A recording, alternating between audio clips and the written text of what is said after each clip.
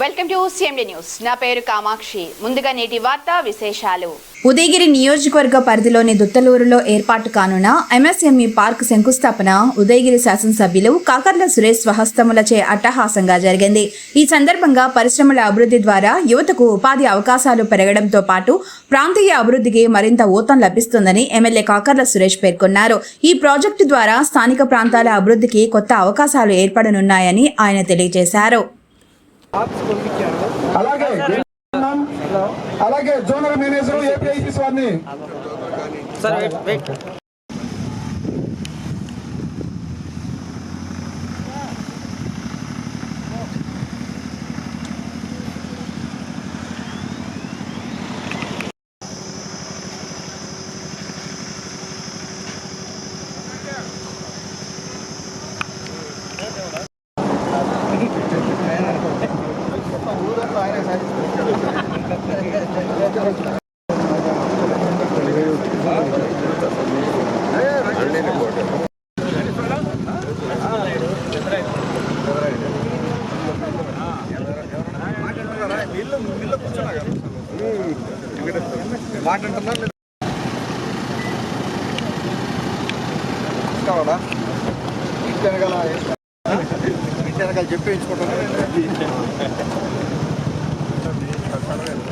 తీసుకున్నారు అంటే విస్తారమైనటువంటి నేలంతో పాటు రోడ్డు సదుపాయాలు కానీ ఇక్కడి నుంచి మౌలిక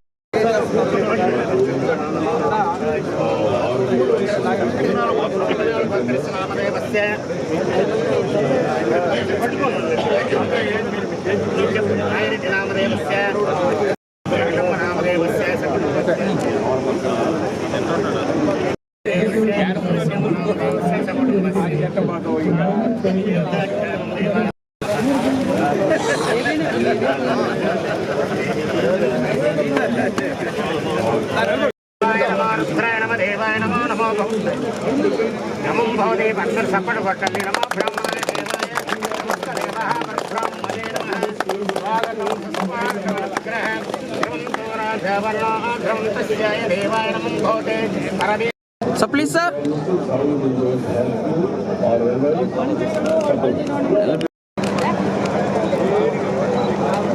Okay sir.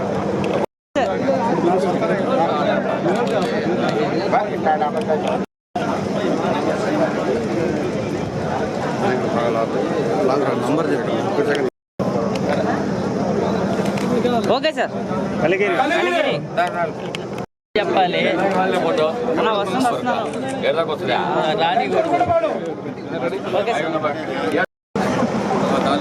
Jaladanki okay sir brother ఈ సైడ్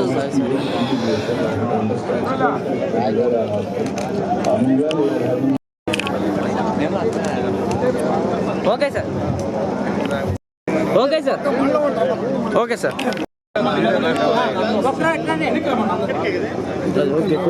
వెనక్కి పోవాలి మీరు వెనక్కి పోతా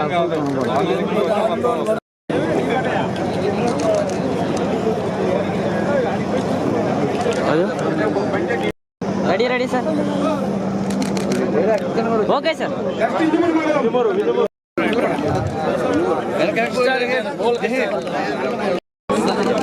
అంత కలిమి ఓకే సార్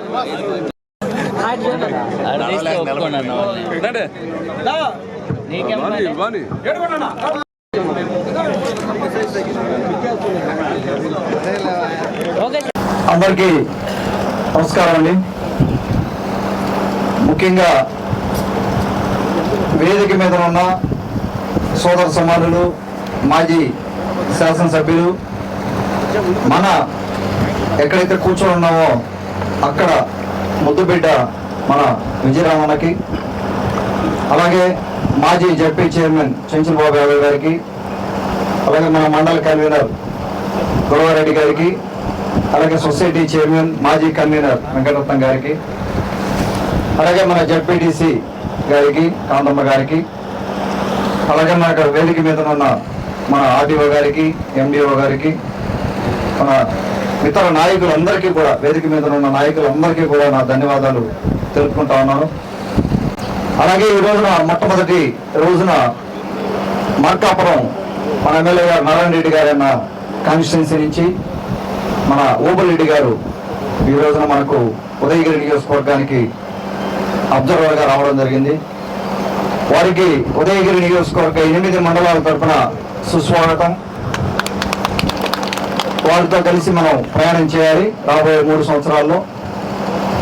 అలాగే వారు కూడా మెట్ట ప్రాంతం నుంచి వచ్చారు కాబట్టి, మరొక మెట్ట ప్రాంతానికి వచ్చారు కాబట్టి మెట్ట ప్రాంతాల బాధలు స్పష్టంగా ఆయనకి ఐడియా ఉంటుంది, ఈజీగా ఉంటుంది మాట్లాడుకొని మనం అందరం కలిసికట్టుగా కార్యకర్తలకు ఎలా చేయాలనేది వాళ్ళు సూక్ష్మంగా, అంటే రూట్ కాజ్ కరెక్ట్గా చెప్పి 200 ఎగ్జాంపుల్ బాగా నచ్చిందన్న నాకు. ఇది గవర్నమెంట్ ప్రోగ్రాము, రాజకీయాలు ఎక్కువ మాట్లాడకూడదు కానీ ఆ 200 ప్రోగ్రామ్ 200 మీరు నెంబర్ చెప్పింది కరెక్ట్, అది 100% రైట్. అది కరెక్ట్గా మీరు నాడి కరెక్ట్గా పట్టుకున్నారు రాజకీయాల్లో.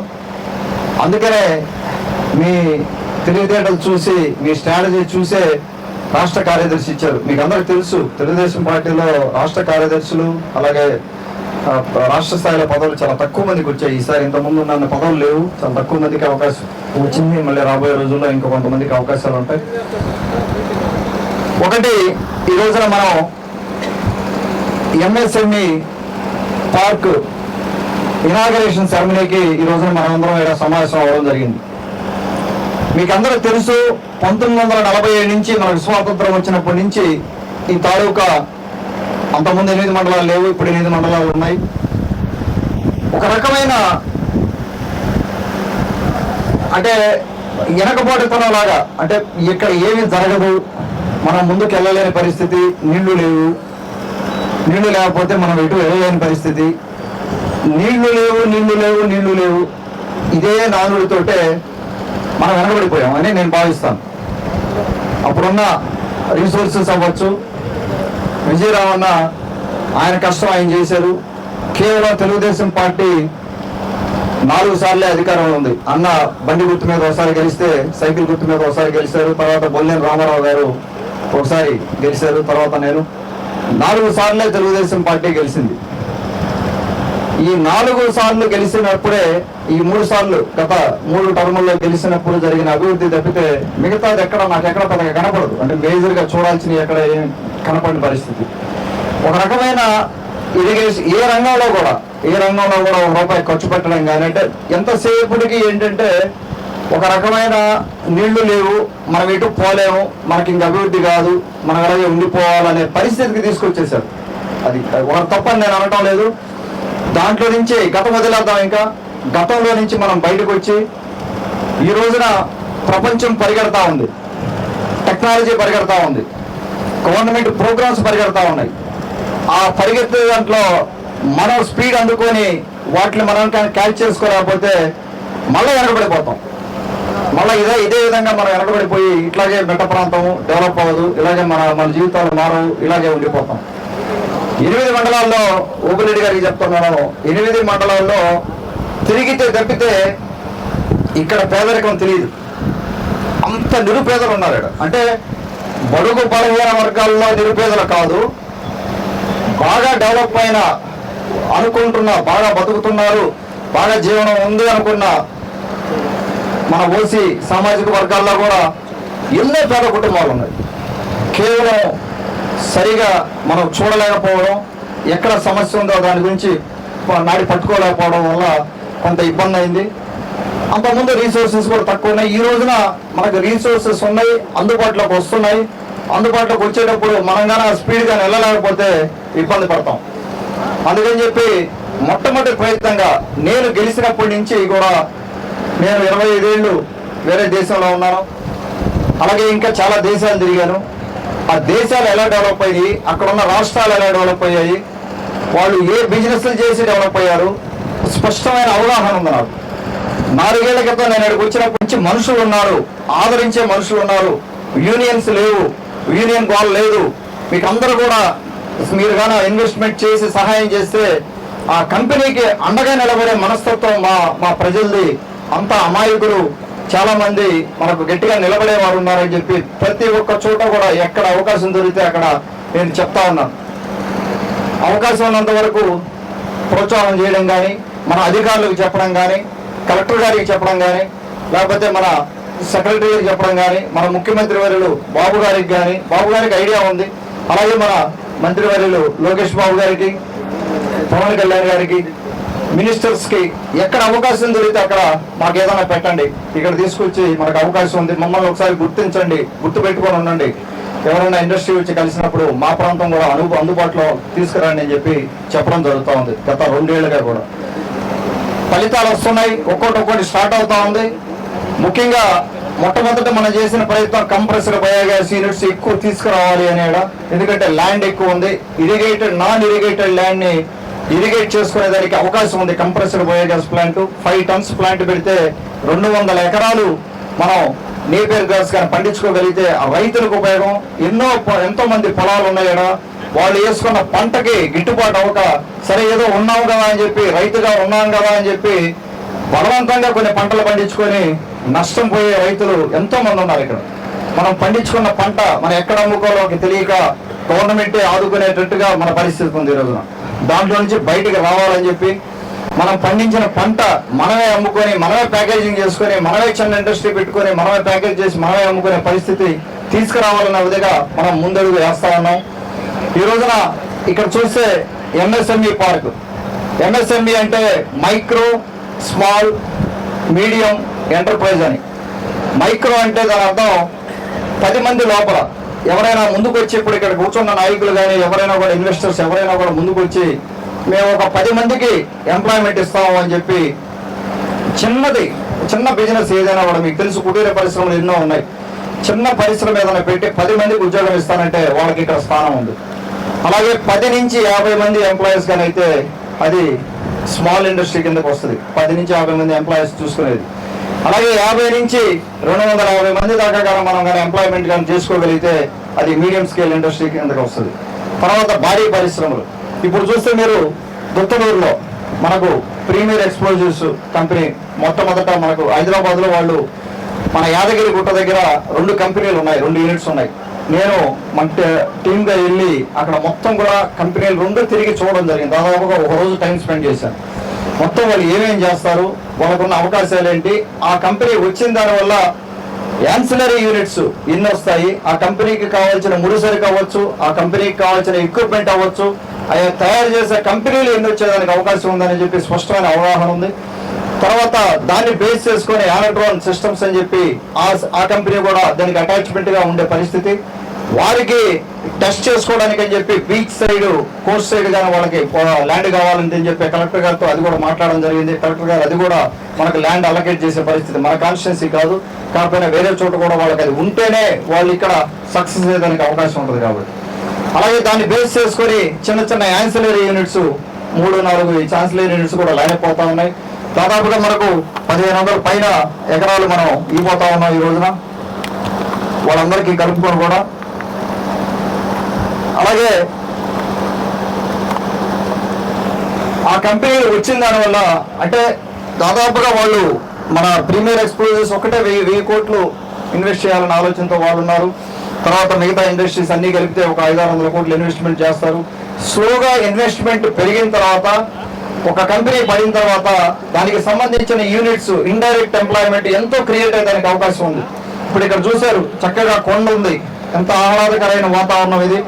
ఎండగా ఉన్నా కూడా హీట్ ఎక్కువ ఉంటుంది అనుకున్నా కూడా 2-3 నెలలు హీట్ ఉంటుంది. ఇది కూడా చెప్పడం జరిగింది చాలా మందికి, 2-3 నెలలు హీట్ ఉంటుంది, సాయంత్రానికి మళ్ళీ చల్లబడిపోయి చక్కగా ఉండే పరిస్థితి. ఈ ఎన్విరాన్మెంట్ లో ఒక బిజినెస్ చేసుకున్నా కూడా వారికి సక్సెస్ వచ్చేదానికి అవకాశం ఉంది. ఇక్కడ దాదాపుగా 22 ఎకరాల్లో ఇక్కడ మనం 60% డెవలప్ చేసుకుంటాం. ఇమ్మీడియట్ గా మనం డెవలప్ చేసుకోబోతున్నాం. ఇది మనమే గవర్నమెంటే డెవలప్ చేసుకుంటాం. ఇది డెవలప్ చేసుకున్న తర్వాత 60% ఇందులో ఉన్న ల్యాండ్ మనకు అందుబాటులోకి వస్తుంది. అంటే రోడ్లు, ఇన్ఫ్రాస్ట్రక్చర్ అంతా అయిపోయిన తర్వాత 60% మనకు అవకాశం ఉంటుంది. దాంట్లో వచ్చే బిజినెస్ ని బట్టి, వాళ్ళు తీసుకొచ్చే డిపిఆర్ని బట్టి మనం వాళ్ళతో కూర్చొని మనమే దగ్గరుండి మీరు ఏం చేస్తే కరెక్ట్ గా ఉంటుంది, ఎంత ల్యాండ్ వాళ్ళకి ఇవ్వాలి, ఎంత సబ్సిడీ వాళ్ళకి ఎంత తెప్పించాలి, వాళ్ళకి ఎలా మనం అండగా ఉండాలని చెప్పి ఆ బాధ్యత నేను తీసుకుంటాను ప్రతి ఒక్కటి కూడా. అలాగే ఈ ఇండస్ట్రీస్ పరంగా మనం పార్టీ నుంచి కూడా, మన పార్టీ నాయకులు కూడా ఒక కమిటీ ఉంటుంది, ఒక కమిటీ ఒకటి వేసుకొని వాళ్ళు దాన్ని దగ్గర నుండి మానిటర్ చేయడం జరుగుతూ ఉంది. దయచేసి ఆల్రెడీ ఒక 10 మంది దాకా మేము ఆ ఇండస్ట్రీస్ కావాలని చెప్పి మనల్ని ఆల్రెడీ అప్రూవ్ చేయారు. మీరు కూడా ఇక్కడ కూర్చున్న వాళ్ళు కూడా అందరు నలుగురికి చెప్పండి. మన మన ఉదయగిరి నియోజకవర్గానికి సంబంధించిన వాళ్ళు బయటికి వెళ్ళి 4 రూపాయలు డబ్బులు సంపాదించుకున్న వాళ్ళు చాలా మంది ఉన్నారు. ఏదో ఒక బిజినెస్ ఇక్కడ 10 మందికి ఎంప్లాయ్మెంట్ ఇచ్చే బిజినెస్ పెట్టినా చాలా ఎంతో కొంత ఆదాయం వచ్చే పరిస్థితి. నేను మొదటి నుంచి కూడా వచ్చి ఇక్కడ సర్వీస్ చేయాలి మీరు, లేకపోతే 10 రూపాయలు ఊరికే ఫ్రీగా ఇవ్వాలి, లేకపోతే వాళ్ళకి సాయం చేయండి వీళ్ళకి సాయం చేయండి అని చెప్పి పేరు కూడా నేను చెప్పలేదు. మీరు వచ్చి వ్యాపారం చేసుకోవచ్చు, ఇక్కడ ఖచ్చితంగా మీకు ఆదాయం వచ్చే పరిస్థితి ఉంది కాబట్టి చెప్పడం జరిగింది. అలాగే నేషనల్ హైవేస్ రోడ్డు కనెక్టివిటీ చూసుకుంటే మనకు 600 కోట్లతోటి ఇది కంప్లీట్ చేసుకున్నాం. తర్వాత మళ్ళీ మనకు నేషనల్ హైవేస్ బెంగళూరు నుంచి విజయవాడకి కనెక్టింగ్ హైవే అది మనకు అందుబాటులోకి వస్తుంది.